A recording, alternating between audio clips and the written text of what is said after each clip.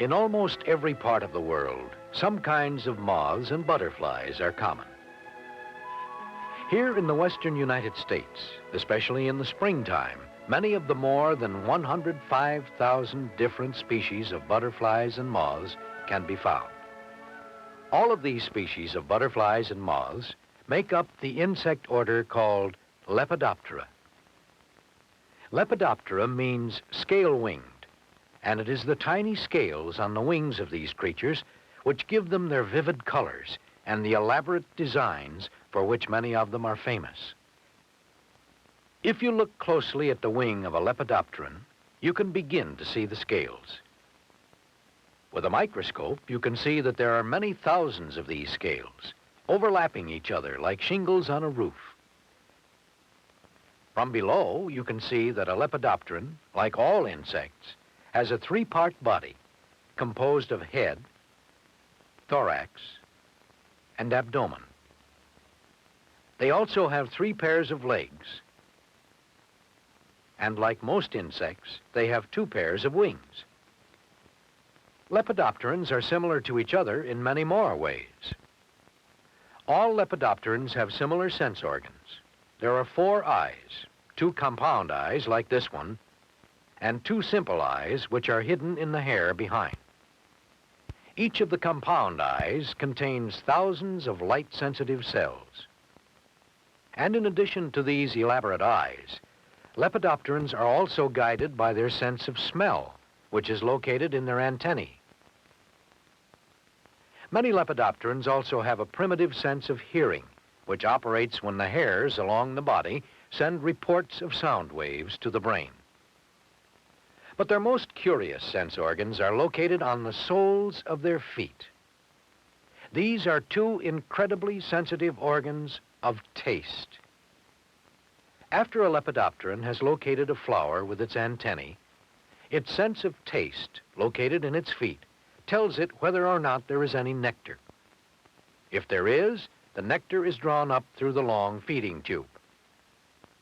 Because moths and butterflies are alike in so many ways, people often do not know how to tell them apart. Yet a few simple rules will allow you to distinguish between them. The easiest rule is that moths almost never fly in the daytime, and butterflies almost never fly at night. Most butterflies are only active during the day, while most moths only begin to come out at dusk. Another simple test has to do with the way lepidopterans hold their wings while they are at rest. Butterflies usually hold their wings up, so the top surfaces of the wings come together. Moths usually keep their wings open, so that the top surfaces are visible. Another difference is in the antennae of the 2 creatures.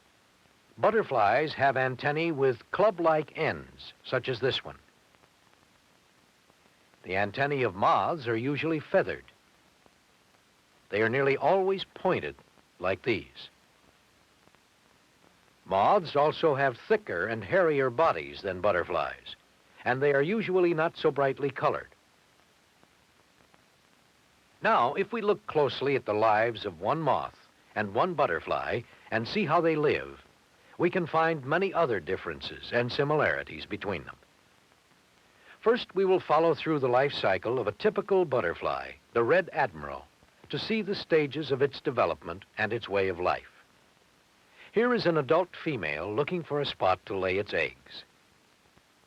The thistle plant is one of the Red Admiral's favorite places for laying eggs, because the caterpillars, which will hatch from the eggs, eat the thistle leaves, and the plant stingers protect the caterpillars from being eaten by birds. The female butterfly will usually lay a single light green egg on each plant, a tiny barrel-shaped speck of life. The shells of these eggs are transparent, so with the time-lapse camera, we can see movement inside as the egg develops into a caterpillar and begins to hatch.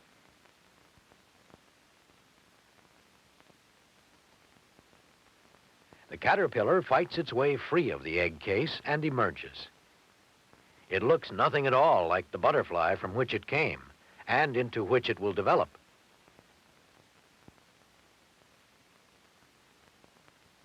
The caterpillar has no wings, and it does not eat in the same way as an adult butterfly. The caterpillars eat leaves, and they begin almost as soon as they are out of the egg. They have voracious appetites, which force them to eat almost continually. And as they eat, they grow. But the caterpillar's skins do not stretch, so as they grow, the caterpillars become too large for their skins. Then they must molt. This means that their hard outer skins crack open. The caterpillar will crawl out of its old skin, leaving it behind and revealing a new skin beneath. Most caterpillars molt from 4 to 10 times as they develop. And each time they molt, they change slightly.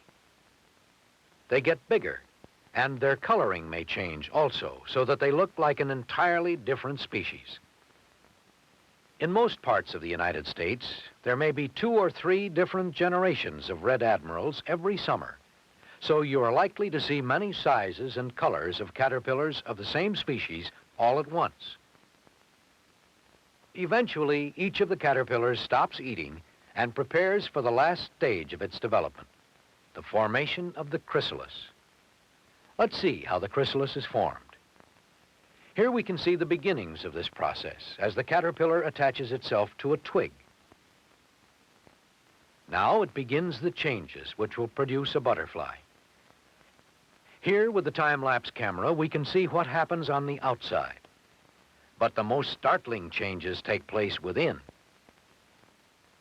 If the chrysalis forms early in the summer, it may last only a few weeks. If it forms in the fall, it will last until spring. Then it breaks open and reveals this splendid new creation. This stage is called the adult, or imago. From a crawling caterpillar, a flying jewel has been created. At first, the adult's wings are wet and weak, for they have been folded up within the chrysalis. But fluids which have been stored in the body are pumped into the veins of the wings. They stretch out and begin to harden. And soon the butterfly is off searching for food. It eats liquid nectar now, not leaves as the caterpillar did. And soon it will mate, and the entire life cycle will be repeated once again. Now let's find a moth from this same area and compare its life history to that of the butterfly. The life cycle of the magnificent Promethea moth is very similar to that of the Red Admiral. Here is a female Promethea laying eggs on a twig. The eggs look like tiny pearls, but within these pearls there is life.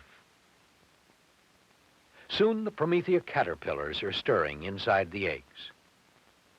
Here one breaks through the egg case and struggles out onto the leaf, which is both its home and its food. Unlike most butterfly caterpillars, which feed alone, moth caterpillars usually feed together, like these, which are quickly eating up the leaf on which they are working. But the moth caterpillars eat no less than the butterfly caterpillars, and they grow no less slowly. Soon they too must molt. They go through the same struggle to free themselves of the skins which have become too small. Like the butterfly caterpillars, they molt a number of times. They change with each molt. They become larger and more spectacular. The Promethea caterpillars develop protective colors and knobs which look almost like light bulbs. And like the Red Admiral, the Promethea sometimes has 2 generations in a summer, so they too may be seen in various sizes on a single shrub. But by the time they have grown from the thickness of a straw to the thickness of a man's thumb, they will begin to build their cocoons.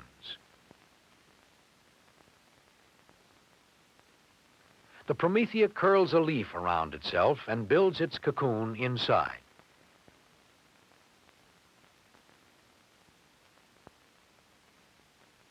So that the leaf will not fall from its branch during the winter, the caterpillar fastens the leaf securely with silk, which is made in a special gland just under its mouth. This thread of shiny silk is so fine that it is almost invisible, yet it ties the leaf securely to the stem.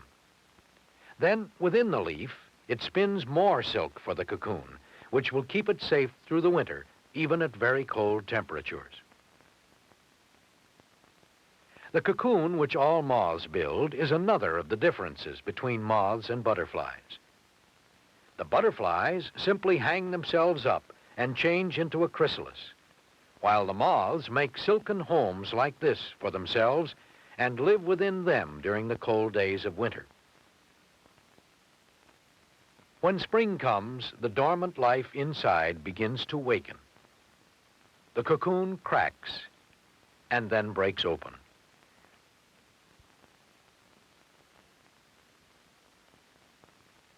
The new moth works its way free and emerges full-grown, an imago. But like the butterfly, its wings are limp and wet. It must fill the wing veins with fluid and let them harden before it can fly. But soon it too is ready to fly off in search of the blossoms which will nourish it until mating time, when it begins its reproductive cycle once again. The Promethea moth and the Red Admiral butterfly are both typical lepidopterans. The Red Admiral's complex life, from egg to leaf-eating caterpillar to chrysalis to nectar-drinking adult, is typical of the millions of butterflies around the world. The changes which are a part of these life cycles are repeated endlessly by the other members of the order. They are typical both in their complexity and in their beauty. Two bright flying insects, one a moth and one a butterfly, are lepidopterans found here in the western United States. They are two of the many lepidopterans of the world.